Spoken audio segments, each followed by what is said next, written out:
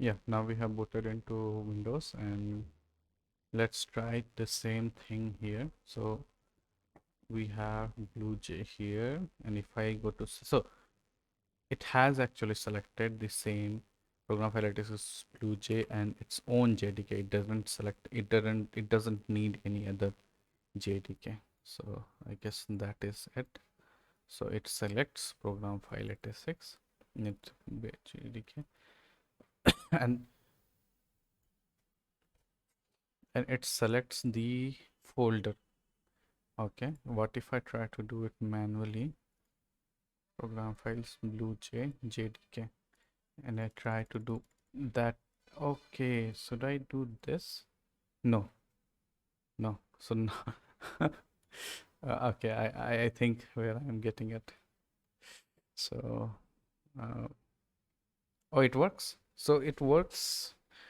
So it doesn't need any other JDK. It already has a JDK inside it, and it opens. Okay, so it's BlueJ, it's JDK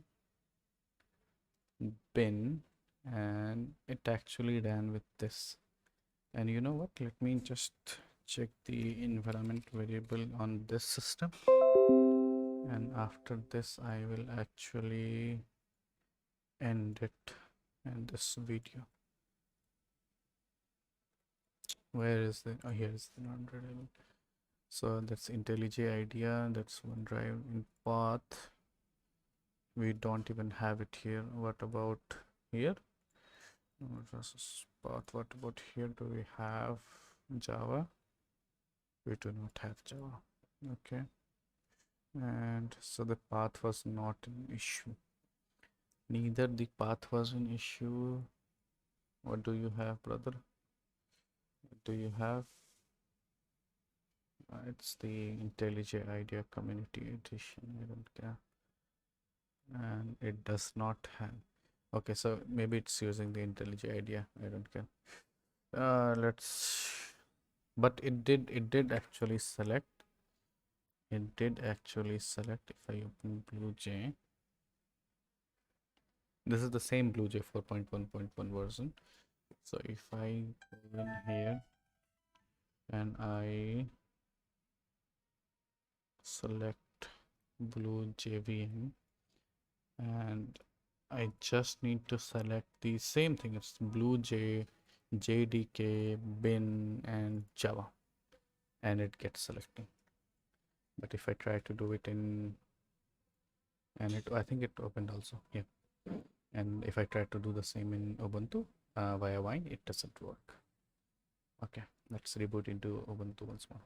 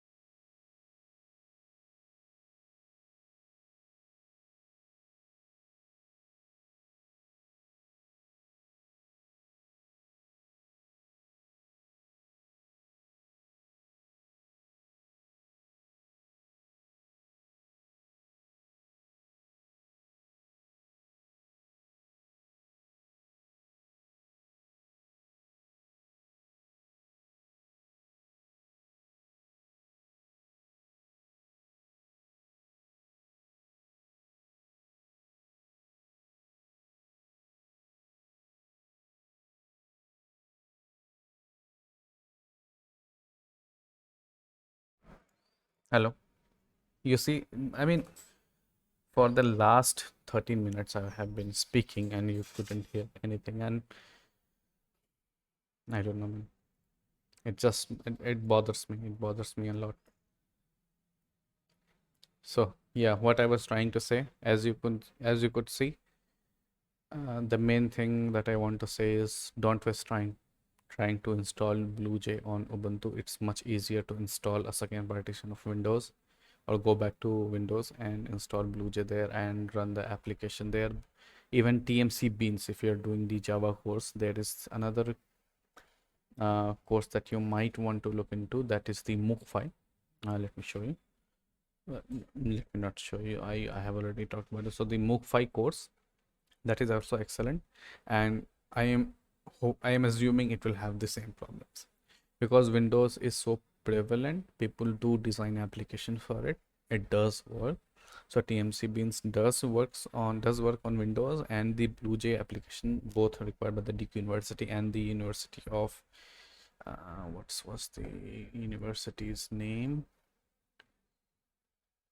I keep forgetting. I think it's University of Helsinki. Yeah.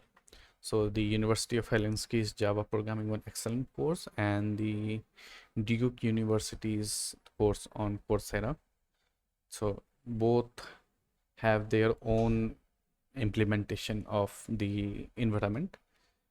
BlueJ environment doesn't seem like it will grade you online, but this course, the Helsinki course, it has the this application TMC Beans, and it does actually grade you. It means that you have to run this particular environment on your system and not nothing else. So the point is, if you are studying, honestly, man, just stick to Windows. If you want to try Ubuntu, do it on a second partition, or I mean, I don't know why you should try Ubuntu. You saw me struggling. It was not worth it. I wasted like 2 or 3 hours. What's the time? So I wasted 10, 11, 12, 4 hours. Practically, I wasted 4 hours trying to run BlueJ on Ubuntu when it was not actually possible. When I should have actually, just read it. I'm not even going to copy and paste it. It's a waste of time. So you see my problem. That is my problem with Ubuntu. Since not many people are using it, application developers don't care. They don't care if an application runs or not. And if you are honestly, if you are learning something, you don't want the tech to get into your way, and this is tech getting in my way. I just wanted to run BlueJ. I just wanted to study, and I just wanted to be done with it. And as you could see, it wasted my time. Now there will be experts there who will try to say, oh no, you should have done this, you should have done this. The point is, this application was made for a novice. It wasn't made for an expert. The course that I'm trying to do, the TMC Beans course and the BlueJ course, both are designed for very basic users, the persons who are first learning programming in their life, and you do not expect them to go as deep as I went trying to fix that issue. Maybe you know the solution, maybe it's a simple, but I couldn't find it online. And that is where I will look. I will not make a video and then go back in and check in my comment box if there was a professional there who could tell me, oh, you should have done this, you should have done this. If you are a professional, try to fix the issue, post it somewhere else. I will maybe link it down below. If you are not a professional, don't try to assume or guess how this will work. Try to fix it yourself. And honestly, I think this is on Duke University. Don't give the Linux version. If you're not going to support it, just don't give it. Remember, it is a paid course. People have paid for it, and you are putting it on your website as Ubuntu is required. And on the end, as you saw in between what happened, my file manager just crashed in the middle, and for some reason OBS keeps muting my mic every time I restart my system. So I spent like 13 minutes trying to blabber here, and you saw that. So the point is, don't let tech get in your way. And that is the thing when I when I talk about, buying mobile phones, everyone asks me, why do you not recommend mobile phones? So the problem is, you have gotten used to a particular flavor of Android, particular flavor of operating system, or a particular operating system. Okay, and it's much easier to stick to what you already know, because you are not going to do development on your mobile phone. You are not going to do a lot of things on your phone. You just want some particular applications to run. And that is why I say, if you have been using Apple phone for a while, just stick to Apple. Okay, just stick to it. New or old phone doesn't matter.